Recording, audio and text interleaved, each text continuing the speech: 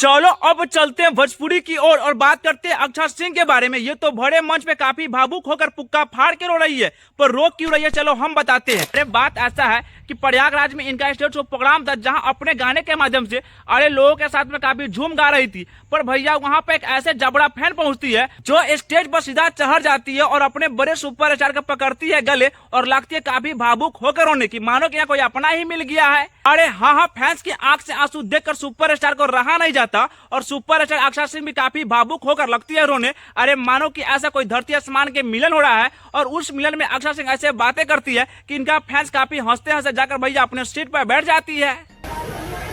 अच्छा सुना, इतना रुआ दे वो तो कैसे हमारे मेकअप टिकी हो, हम उतारा साथे रोवे लगनी है। एक बार जोरदार ताली बजाइए इनके प्यार के लिए प्लीज। चलो अब आप बैठोगे, मेरे साथ एंजॉय करोगे, ठीक है? मुझे अब नीचे आना है और आपके साथ बात करते हैं खेसारी लाल यादव के बारे में। क्या इनका एग्रीमेंट खत्म होने वाला है? हर आपको बता दूं, खेसारी का एग्रीमेंट 2025 में ही खत्म होने वाला था। जो खेसारी का पूर्व मैनेजर विवेक सिंह ने खेसारी को फंसाया था। हर आपको बता दूं, अगर खेसारी का एग्रीमेंट खत्म हो जाता है तो फिर कमाल कैसा होगा। हर आप तो जनबे करते हैं कि यही खेसारी लाल यादव साउथ में गाना देते हैं, पंजाबी में गाना देते हैं, अरे भोजपुरी में बड़े से बड़े लेवल गाना देते हैं।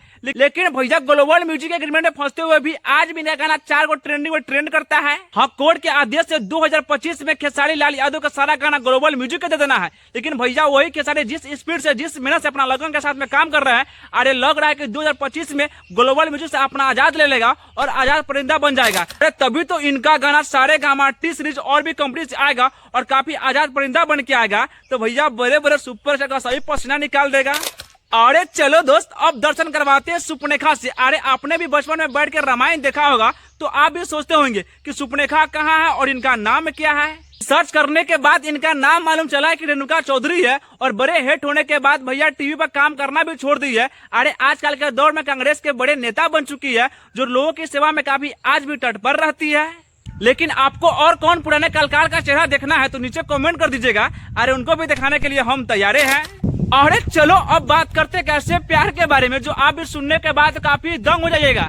अरे ऐसा प्यार का था बुखार हम लोग रील में देखे थे, अरे कॉमेडी में भी देखने को मिलता था, लेकिन अब तो रियल में देखने को मिल रहा है। अरे आपको तो दिखाई किए थे पिछले वाला वीडियो में कि सास ने अपना दामाद को लेकर भाग गया था, लेकिन अब इतना बड़ा घटना घट गया है कि सास है न अपने दामाद के बापे के लेकर भाग गया है।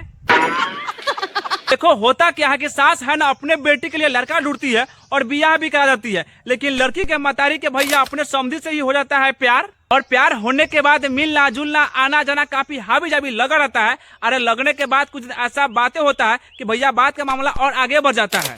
अरे हाँ, किसी को शक थोड़ी ना होता है कि समधी समधिनी में इस तरह के प्यार होता है, और शक ना होने के कारण भैया बहुत बड़ा अंजाम निकलता है। और यही समधिनी ने अपना घर का पूरा गहना गुड़िया लेती है और सीधा फरार। पेशे से ड्राइवर है और अक्सर महीनों बाद घर लौटता था और अपनी पत्नी को समय समय पर पैसे भेजता रहता था। लेकिन इस दौरान पत्नी और समधी के बीच नजदीकियां बढ़ती गईं। पीड़ित का आरोप है कि उसकी गैर मौजूदगी में उसकी पत्नी अक्सर समधी को बुला लिया करती थी। घटना वाले दिन महिला घर से जेवरात और नकदी लेकर समधी के साथ फरार हो गई। अरे चलिए दोस्त, अब दिखाते हैं आज का सबसे तगड़ा वाला वायरल वीडियो। अबे ये रील तो देख। अबे लाइसेंस लाइसेंस लाइसेंस। अरे हाँ भाई लोग, हमारे वीडियो में मजा आ गया है तो वीडियो को लाइक कीजिए, कमेंट कीजिए, साथ में शेयर भी कर दीजिए। और हाँ, हमारे चैनल को सब्सक्राइब करना नहीं भूलिएगा। अरे भैया सब्सक्राइब करके जाइएगा, तभी तो इसे मजेदार वाला वीडियो सबसे पहले आपको ही मिलेगा।